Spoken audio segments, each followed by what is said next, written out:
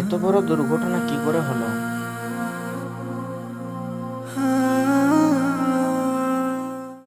Hello বন্ধুরা, আমি প্রদীপ। আজকে আমাদের সাথে এরকম ভাবে হবে আমরা কোনোদিনও ভাবতে পারি নাই।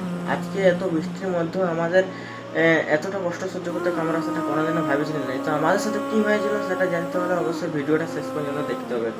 আর হ্যাঁ বন্ধুরা, যারা তোমরা নতুন আসছো অবশ্যই আমার পেজটাকে সাবস্ক্রাইব করে পাশে থাকো।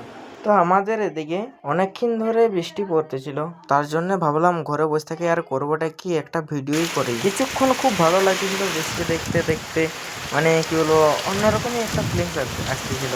বন্ধুরা, আর একটা কি জিনিস জানো, আমাদের এখানে যখন বৃষ্টি হয় তখন আমাদের বাড়ির সামনেটা একদম জলে পরিপূর্ণ হয়ে যায়। যা দেখতে পাচ্ছ তোমরা, এখানটা এতটা জল হয়, মানে আমাদের ঘরটার অসুবিধা খুবই বেশি। আর আমাদের বেশিরভাগ ঘরের মানে চাল ফাটা, চাল এলে জল পড়ছে, ঘরের ভিতরে জল পড়ছে, মানে খুব খারাপ অবস্থা একটা।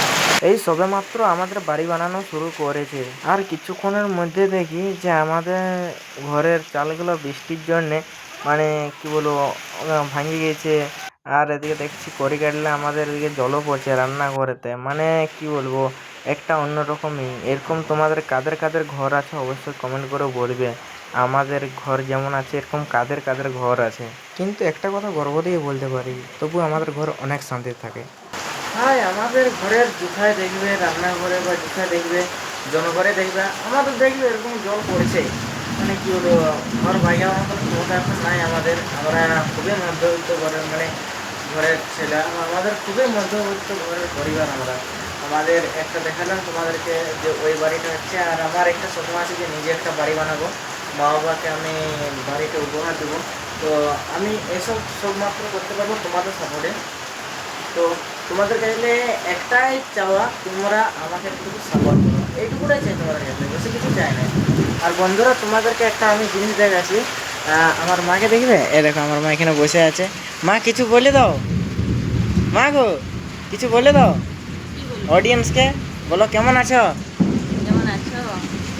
বন্ধুরা কেমন আছো তোমরা সবাই কমেন্ট করে বলবে।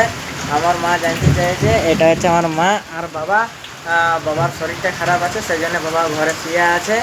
আমাদের ঘরের অবস্থা এরকম থাকলেও আমি গর্ব দিয়ে বলতে পারি আমাদের ঘর, আমাদের পরিবার অনেক সুখে শান্তিতে থাকে। তো বন্ধুরা, এই ছিল আজকের ভিডিও। বাই।